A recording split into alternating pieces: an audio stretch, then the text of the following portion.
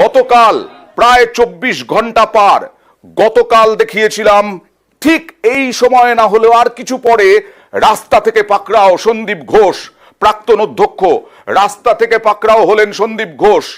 সন্দীপ ঘোষ প্রাক্তন অধ্যক্ষ আরজি করের, তিনি রাস্তায় ছিলেন। হাইকোর্ট বলার পরেও তিনি সিবিআই এর কাছে যাননি। সিবিআই নোটিশ দিয়েছিল, তাও তিনি সিবিআই এর কাছে যাননি এবং তারপরে রাস্তা থেকে পাকড়াও হলেন। রাস্তা থেকে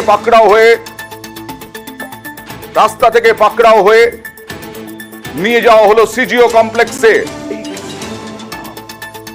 সকালবেলা কিছুক্ষণের জন্য ছাড়া হলো তাকে, তিনি বাড়ি গেলেন, আবার তাকে নিয়ে আসা হলো সিজিও কমপ্লেক্সে এবং এখন বাজে 2:36।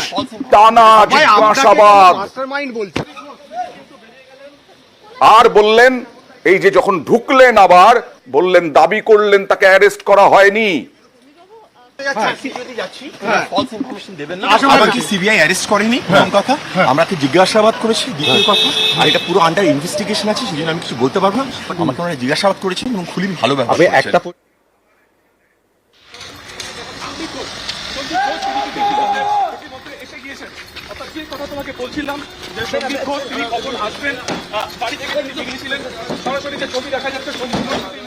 চব্বিশ ঘন্টারও বেশি হয়ে গেছে, প্রায় 24 ঘন্টা পার।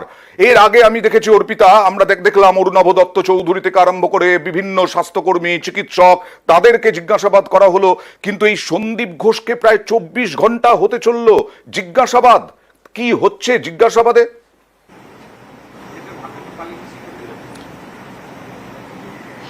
দেখো, আরজি করের এই প্রাক্তন এই অধ্যক্ষ অর্থাৎ এই সন্দীপ ঘোষ, তার ভূমিকা সব থেকে গুরুত্বপূর্ণ। ফলে তার যে বয়ান, সেখানে বেশ কিছু অমিল এবং বেশ কিছু সেখানে মিসিং লিঙ্ক রয়েছে বলে সিবিআই এর দাবি। এবং সিবিআই সূত্র থেকে খবর যে গতকাল তাকে 3টের সময় যখন সল্টলেকের রাস্তা থেকে তাকে পাকড়াও করে নিয়ে আসা হয়, তার বয়ান সেখানে রেকর্ড করা হয়। প্রায় গোটা রাত ধরে কিন্তু জিজ্ঞাসাবাদ চলে। সকাল 7:30 অর্থাৎ আজকে সকাল 7:30 নাগাদ তাকে ছাড়া হয়, কারণ তারই অনুরোধে, তার একটি বিশেষ অনুরোধে তিনি বাড়িতে গিয়েছিলেন এবং সিবিআই এর নির্দেশ মতো আবারও তিনি কিন্তু 10:30 থেকে 11টার মধ্যে সিজিও কমপ্লেক্স এসে হাজির হয় সিবিআই দপ্তরে। তারপর থেকে কিন্তু এখন অব্দি টানা সেখানে ম্যারাথন সেখানে জিজ্ঞাসাবাদ চলছে এবং বেশ কিছু প্রশ্নের উত্তর তিনি এড়িয়ে যাচ্ছেন বলে সিবিআই সূত্র থেকে খবর। কারণ এই যে হাসপাতালের যে গাফিলতি বা হাসপাতালের যে নেগলিজেন্স, শুধুমাত্র তাই নয়, প্রমাণ লোপাট, এই ক্ষেত্রে কিন্তু এই বিষয়টা অত্যন্ত গুরুত্বপূর্ণ। যেখানে নির্যাতিতার সঙ্গে এই ঘটনা ঘটে, সেই ঘটনাস্থলে কোনো সিসি ক্যামেরা নেই।